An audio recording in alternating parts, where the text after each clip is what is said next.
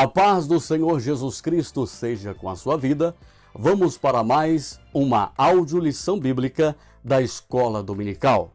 Se você conhece algum servo de Deus que tem pouca leitura ou, por algum motivo, não pode ler as lições da Escola Dominical, então, por gentileza, compartilhe esta audiolição com essa pessoa, a fim de que ela também seja alcançada através da Escola Dominical. Este é um oferecimento do canal TV Meja. Vamos agora para a nossa nova audiolição. Lição 11. Compromissados com a evangelização. Texto áureo. Porque não me envergonho do Evangelho de Cristo, pois é poder de Deus para a salvação de todo aquele que crê, primeiro do judeu e também do grego. Romanos capítulo 1, versículo 16. Verdade prática.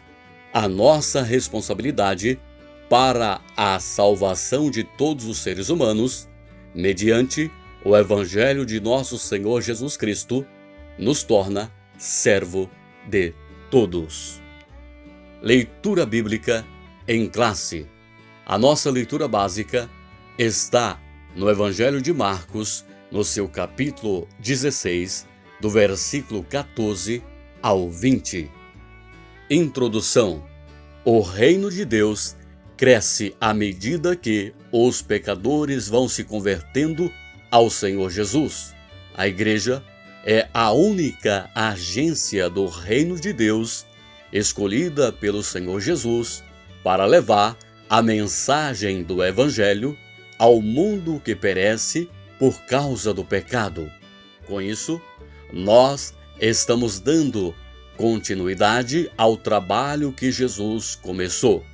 Isso aponta para a importância da evangelização e da obra missionária. Ponto 1. A evangelização como prioridade. O Evangelho não é uma mensagem alternativa. Trata-se de uma questão de vida ou morte. Vida para os que recebem a Jesus como seu Salvador, e morte aos que o rejeitam. A divulgação das boas novas de Cristo é tarefa de todos nós. Subponto 1. O Evangelho. Essa palavra vem de duas palavras gregas, eu, advérbio, que significa bem, e angelia, que significa mensagem, notícia, novas. Assim, a palavra euangelion quer dizer boas novas, boas notícias, notícias alvissareiras. É a mensagem de Cristo que salva o pecador. É o meio que Deus usa para a salvação de todo aquele que crê. Só por meio do Evangelho é que o ser humano conhece a salvação da pessoa de Jesus. Subponto 2. O único Salvador do mundo.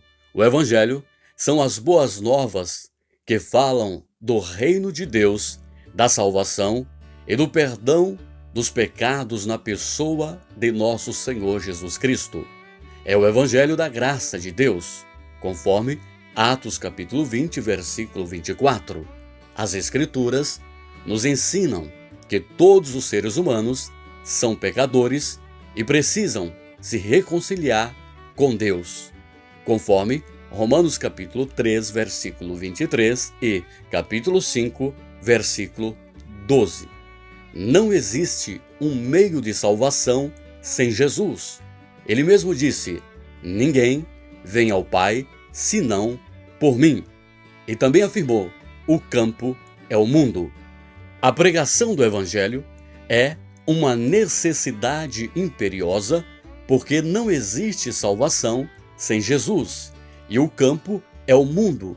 E isso nos mostra a grande responsabilidade da evangelização local e mundial. Subponto 3. Uma agência legítima. O Senhor Jesus constituiu a igreja como a única agência do reino de Deus na terra. encarregada de anunciar essas boas novas de salvação. É necessário, pois, a mobilização de toda a igreja para que essas metas sejam alcançadas. Cada crente dos dias apostólicos era um próspero ganhador de almas. Devemos seguir o modelo. Jesus foi enviado ao mundo para suprir as nossas necessidades. Isso é feito mediante o Evangelho. Devemos, portanto, agir como o apóstolo Paulo, conforme Romanos capítulo 1, versículo 16. Ponto 2. Jesus morreu para salvar todos os seres humanos. A extensão da obra expiatória de Cristo tem sido debate ao longo dos séculos, mas especialmente depois da Reforma Protestante. Não se pretende aqui fulanizar, pois o que nos importa é a compreensão do assunto à luz da Bíblia. Subponto 1. A nossa teologia. Antes convém ressaltar que a nossa teologia é pentecostal e vem diretamente das Escrituras Sagradas, sem intermediação dos teólogos da Reforma Protestante.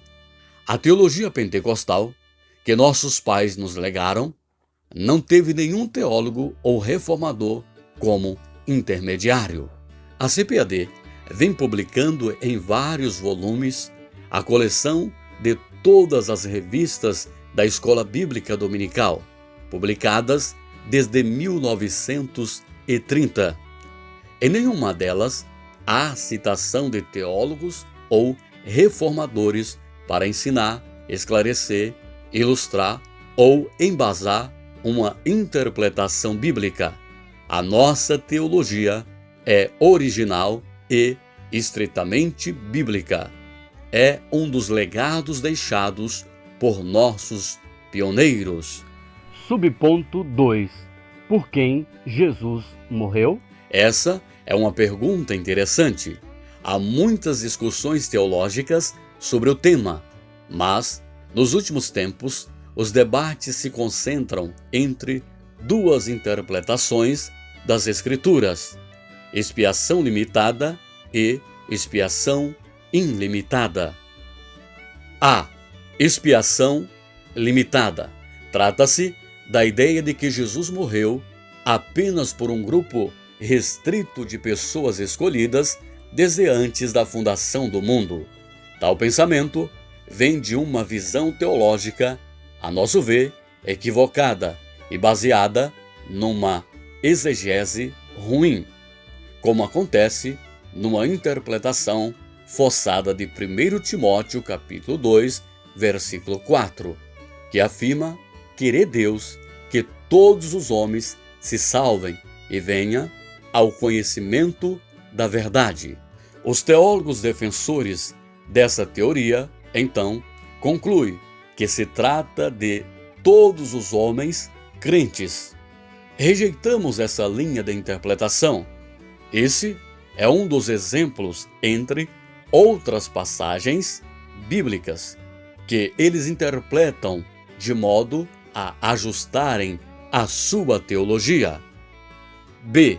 Expiação ilimitada.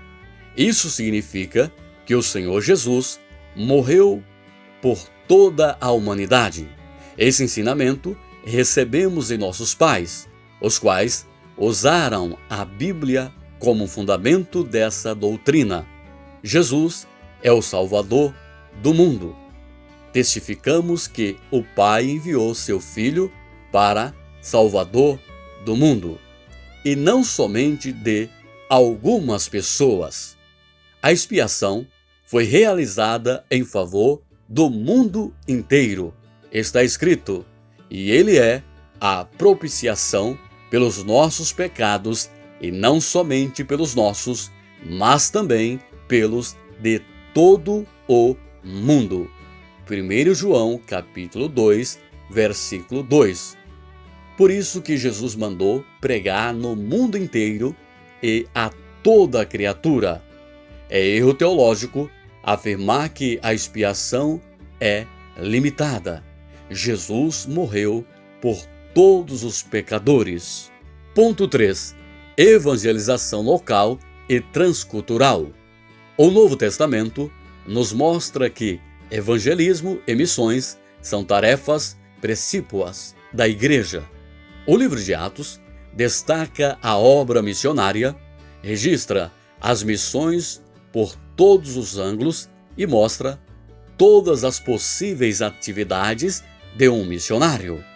Atos ressalta ainda o poder do Espírito Santo, a obra da evangelização e as viagens missionárias do apóstolo Paulo. Subponto 1. Evangelização. É o ato de comunicar as boas novas de salvação a todas as pessoas por meio de palavras e ações. É o que Jesus fez e nos mandou que fizéssemos também. Isso significa testemunhar com ousadia a ressurreição de Jesus pelo poder do Espírito Santo. Geralmente é uma ação acompanhada das obras sociais, conforme Atos 2, versículos do 42 ao 47. Essas coisas são características da autêntica igreja cristã. A visão dos pentecostais clássicos, desde o movimento da Rua Azusa, era evangelística e missionária. Até se pensava, a princípio, que o dom de línguas era para pregar aos pagãos ao redor do mundo. A xenolalia é isto, a habilidade de falar uma língua que o indivíduo não aprendeu. Mas logo esses missionários desistiram dessa ideia de xenolálica missionária. Mas eles continuaram a obra missionária mesmo sem xenolalia. Subponto 2. As missões. O trabalho do missionário é a evangelização entre as pessoas de cultura diferente da nossa. A mensagem é a mesma. É necessário ajustar e adaptar estratégias conforme o costume de cada povo ou grupo étnico.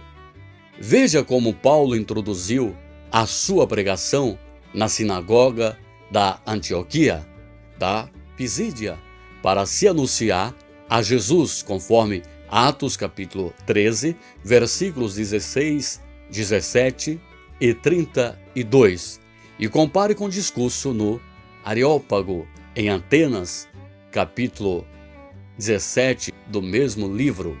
O cristianismo não tem o objetivo de padronizar o mundo e nem de destruir as culturas. Sua mensagem, porém, é universal. No dia do triunfo de Cristo e da Igreja, cada povo ou etnia se apresentará louvando a Deus na sua própria cultura, conforme Apocalipse capítulo 5, do versículo 11 ao 13. Por isso, o apóstolo Paulo disse que, sendo livre, se fez servo de todos, judeu para os judeus, sem lei para os sem lei, para ganhá-los para Jesus. Subponto 3. O desafio hoje. Jesus disse: o campo é o mundo. Ele não disse que o campo é Jerusalém, nem a Judéia, nem Roma, nem minha cidade e a tua. Jesus não disse para primeiro pregar em Jerusalém, depois na Judéia, depois em Samaria e depois ser testemunha até os confins da terra, mas mandou pregar tanto em Jerusalém como em toda a Judéia, Samaria e até os confins da terra, conforme Atos capítulo 1, versículo 8.